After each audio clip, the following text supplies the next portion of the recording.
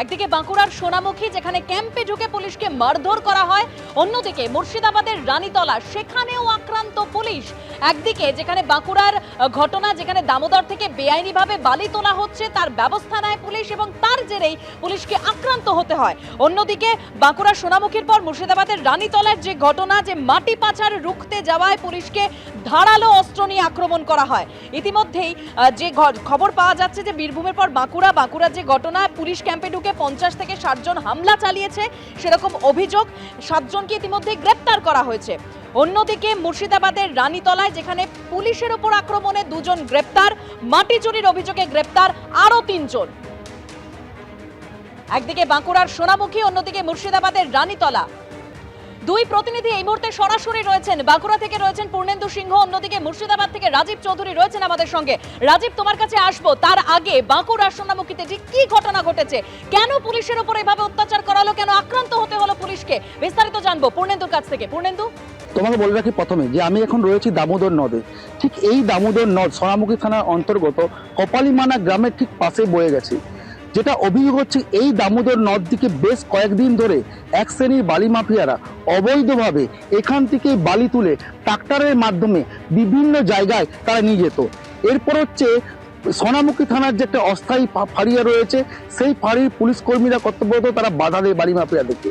তারপরে দেখা যায় যে গত মঙ্গলবার দিন ঠিক মধ্যরাত্রে প্রায় 50 থেকে 60 জন বাইক নিয়ে এসে অস্থায়ী যে পুলিশ ক্যাম্পে তারা হামলা চালায়, রীতিমতো লাগাতার হামলা চালায় এবং লাঠিসোঁটা নিয়ে আসে। এরপর অস্থায়ী পুলিশ ক্যাম্পকে ভাঙচুর করে এবং কর্তব্যরত এক পুলিশ কনস্টেবল এবং 2 জন সিভিক ভলেন্টিয়ারকে তাদেরকে মারধর করে। গুরুতর আহত অবস্থায় স্থানীয় এবং সোনামুখী থানার পুলিশ তাদেরকে সোনামুখী ব্লক হাসপাতালে তাদেরকে ভর্তি করা হয়েছে। আহতদের অভিযোগের ভিত্তিতে পুলিশ তদন্ত শুরু করে এবং 19 জনের নামে লিখিতভাবে অভিযোগ করা হয়েছে। তাদের মধ্যে 7 জনকে সোনামুখী থানার পুলিশ গ্রেপ্তার করেছে এবং বিষ্ণুপুর ও মহকুমা আদালতে তোলা হয়। বিচারকের তরফ থেকে তাদেরকে 14 দিন জেল হেফাজতের নির্দেশ দেয়। মূলত দেখা যাচ্ছে যে এলাকাবাসী যেটা জানাচ্ছে এবং পুলিশ সূত্রে জানতে পারা যাচ্ছে যে রাতের অন্ধকারে এই দামোদর নদ দিকে অবৈধভাবে রমরমি একটা বালি মাফিয়াদের ব্যবসা চলছে, আর সেই কারণে এই ঘটনা বলে মনে করা হচ্ছে।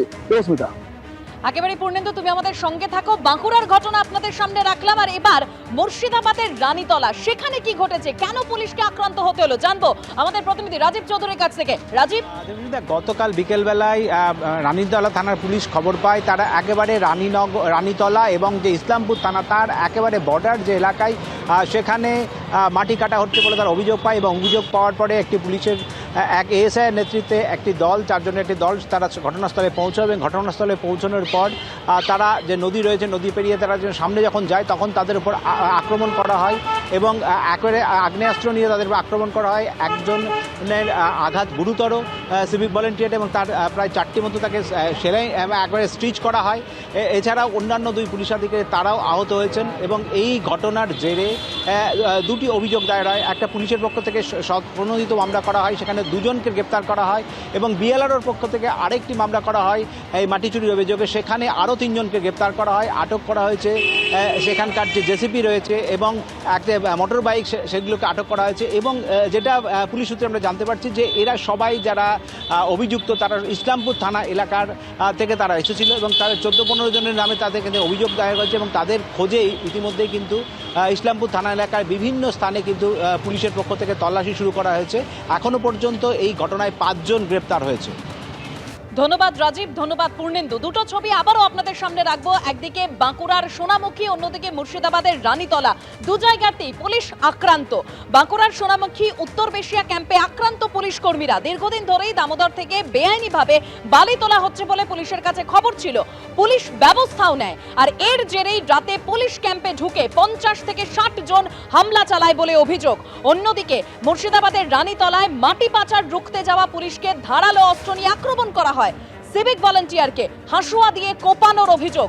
মাটি পাচার রুখতে গিয়ে আক্রান্ত sub inspector, constable, civic volunteer সহ 4 জন।